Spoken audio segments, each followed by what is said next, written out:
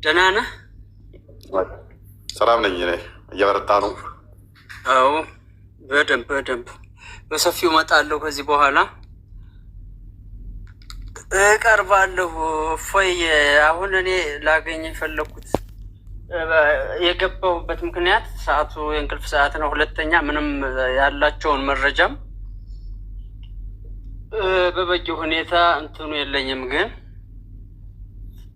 ያው ብዙ አጫጭር ቪዲዮ ብዙም ጥራት ባይኖረውም ቫይራል እየወጣ ባይታይም መፈጠር በጣም ነው ደስ የሚለኝ።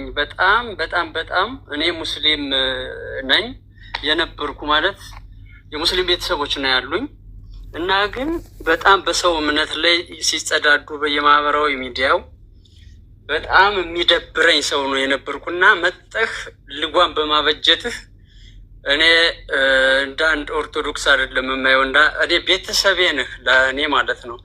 ሙስሊምም እያለው ክርስትናን ሳልቀበልም ለመሰለህ እኔ ለእኔ የማልወደውን ነገር ለሰው አላደርግም፣ የፈለገ ተአምር ቢመጣ ማለት ነው።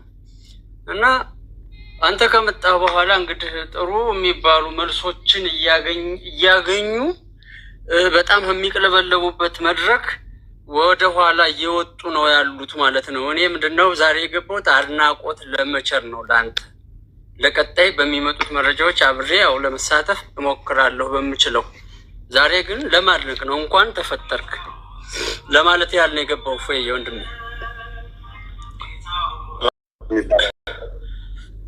አይ ከእስልምና አዎ ኦኬ። ተጠምቀሃል? አዎ መልካም። እንደዛ ነው። ዞሮ እንገናኛለን። አሁን ሰዓታችሁን አልሻማ አላዳምጥ።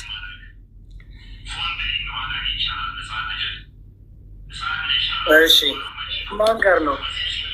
እሺ ጀማኒ እናመሰግናለን። ጄምስ እሺ ይኸው የእፎይንም እያዳመጥክ ነው የምተኛው ማለት ነው። በጣም ይገርማል።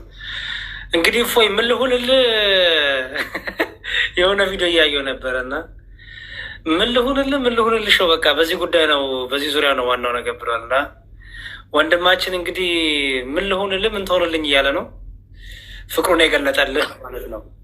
አይቼዋለሁ፣ ቪዲዮዎቹን አይቼው ለቀውት አይቼ ነበረ። ያሰና ቲንክ ባለቤቱም ሙስሊም ትሆን ተጠምቃለች አይደል ነው። ብቻ በርታ። እንግዲህ ያው ዋናው አንተ ራስን ማስመለጥ ነው። ቀጣይ ቤተሰቦች ይቀጥላሉ። ከዛ በኋላ ደግሞ ለሌሎቹም ትተርፋለህ። እውነት ነው። እንኳን እግዚአብሔር ረዳ። በርታለን ፎዬ እዛ